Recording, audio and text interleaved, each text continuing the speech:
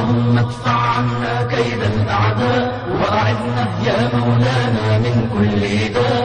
اللهم ادفع عنا كيد الأعداء وأعذنا يا مولانا من كل داء. واحفظنا واصرف عنا هذا البلاء. واحفظنا يا مولانا من كل غير واصرف عنا باغينا شرا يا حي.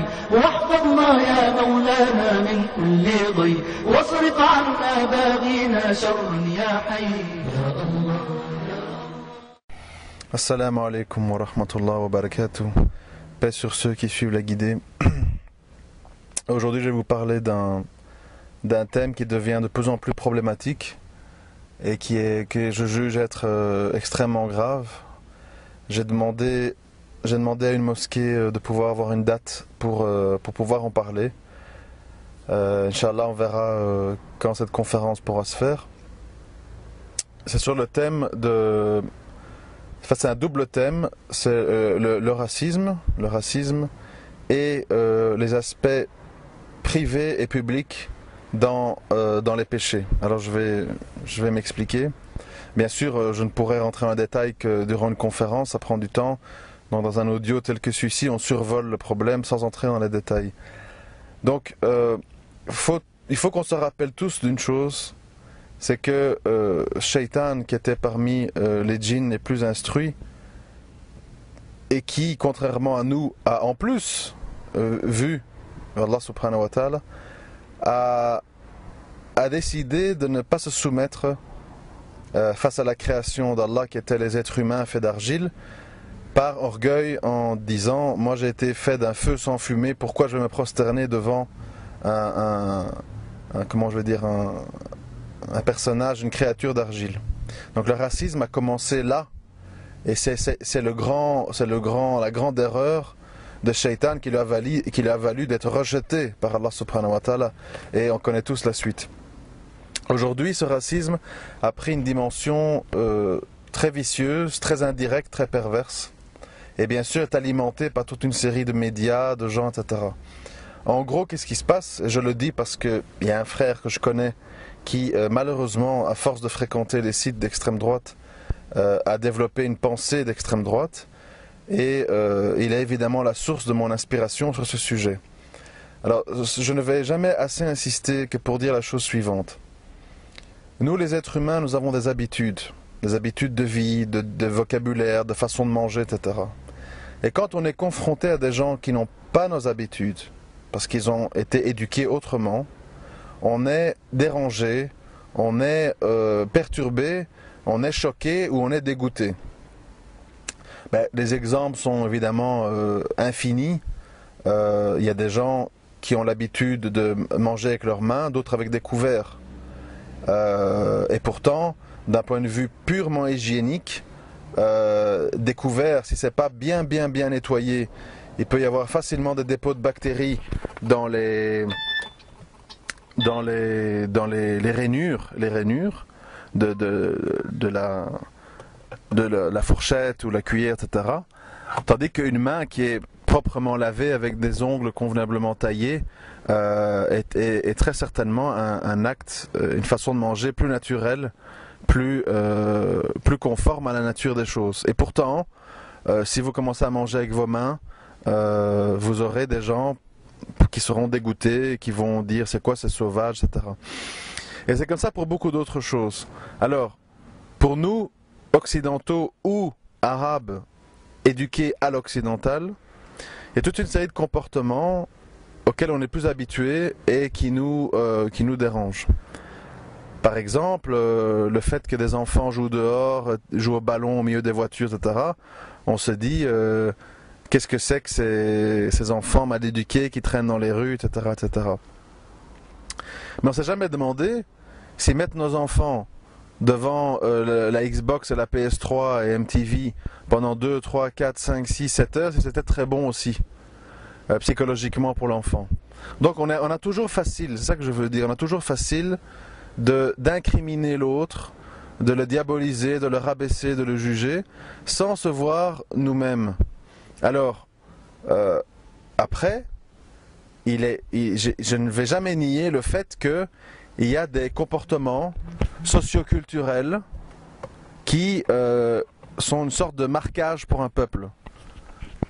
Ça veut dire quoi? Ça veut dire que un enfant, si depuis tout petit, il entend, pour être un vrai homme, tu dois faire ci, tu dois parler comme ça, il voit son père qui est comme ça, il voit son grand-père qui est comme ça, il voit son grand frère qui est comme ça, il faudra un véritable miracle divin pour que cet enfant ne devienne pas comme son père, comme son grand-père, comme son grand frère, qui va prendre comme modèle.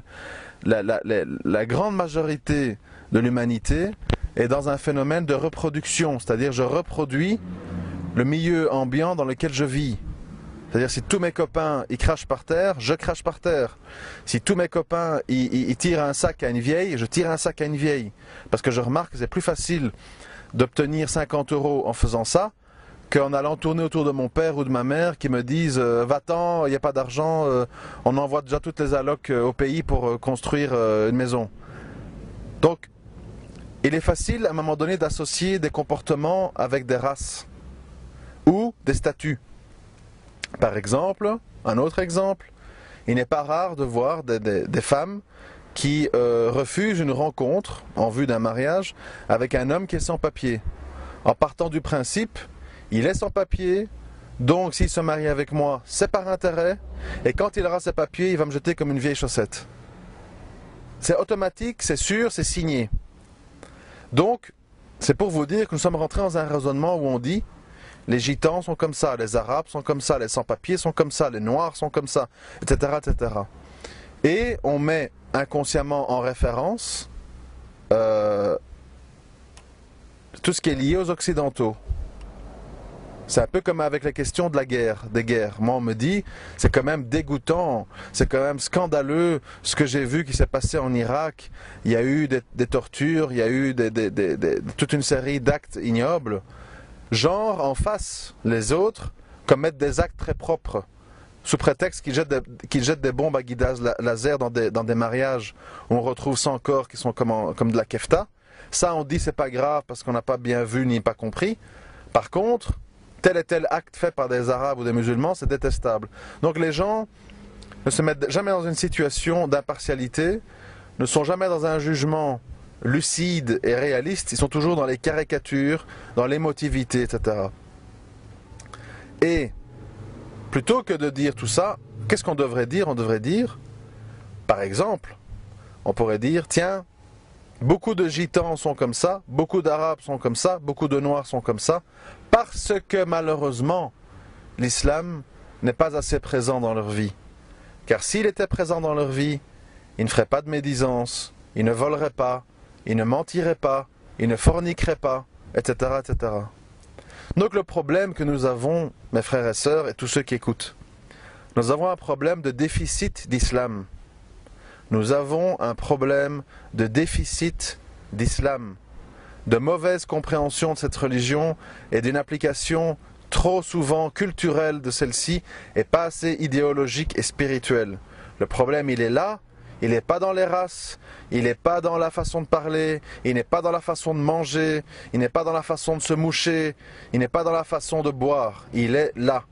Et c'est pourquoi l'islam est une religion qui a pour vocation d'être universelle, parce que quand l'islam est présent dans le cœur d'une personne, dans le cœur d'un peuple, malgré les différences culturelles, tu es amazir, tu es chleu, tu es machin, tu es kabyle, tu es arabe, tu es ceci, nous avons une base commune de croyances et de comportements qui fait que, malgré nos différences, on essaye de supporter, on essaye de fermer les yeux et on essaye d'endurer les différences qui peuvent nous déranger chez l'autre. Mais quand on est dans l'affirmation, moi je suis rif jusqu'à la mort, moi je suis gitan et je le reste, moi je suis rital et je suis fier de l'être, etc. Et donc on est là, truc, je prends le cas des Italiens, Alfa Romeo, AC Milan, mon drapeau, l'Italie, la pasta, les pizzas, machin, etc. On développe en fait une sorte de comportement shaitanesque qui vise à dire mon pays m'attribue à toutes les bonnes réponses.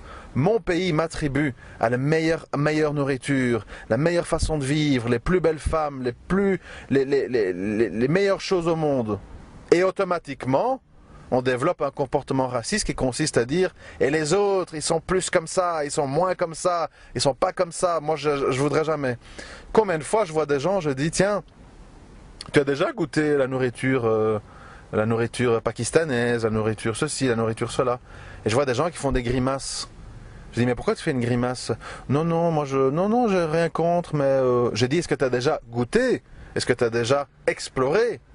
Non, moi je suis très content de mes plats, de chez moi, truc. Et ça, vous voyez mes frères et sœurs, Allah subhanahu wa ta'ala nous a dit qu'il nous a créés dans notre diversité pour qu'on s'entreconnaisse. Ça veut dire, j'ai pas dit qu'on devienne amis, j'ai pas dit qu'on s'aime à la folie. Je dis que ça signifie que on s'intéresse à l'autre. Tiens, c'est comment qu'il vit, tiens, c'est quoi qu'il mange, tiens, pourquoi... leur habillement, tiens, c'est comme ça, ah, ça c'est pas mal, j'aime pas ça et ça, mais ça c'est pas mal. Tiens, qu'est-ce qu'ils boivent?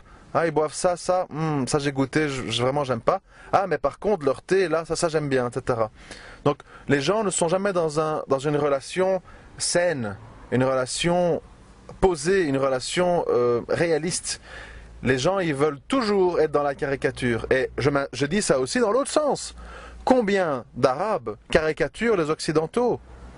Ils sont égoïstes, ils sont racistes, ils sont islamophobes, etc. C'est pas aussi simple, c'est pas aussi simple.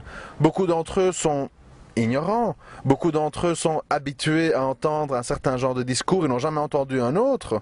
Et vous le savez mieux que moi, où sont les musulmans qui parlent un français compréhensible et qui tiennent des discours qui peuvent interpeller les Occidentaux? On est souvent dans les clichés, on est souvent dans les humiliations, on est souvent dans les accusations. On n'est pas dans une logique de « voilà ce que je suis, voilà ce à quoi je crois, et toi qui es-tu? Tu crois en ça, tu aimes ça, ça. Ben, sache que par exemple sur ça et ça j'ai un commentaire à faire. Je voudrais te démontrer comme quoi peut-être c'est pas bon. Ah, toi tu estimes que chez nous on est trop comme ça.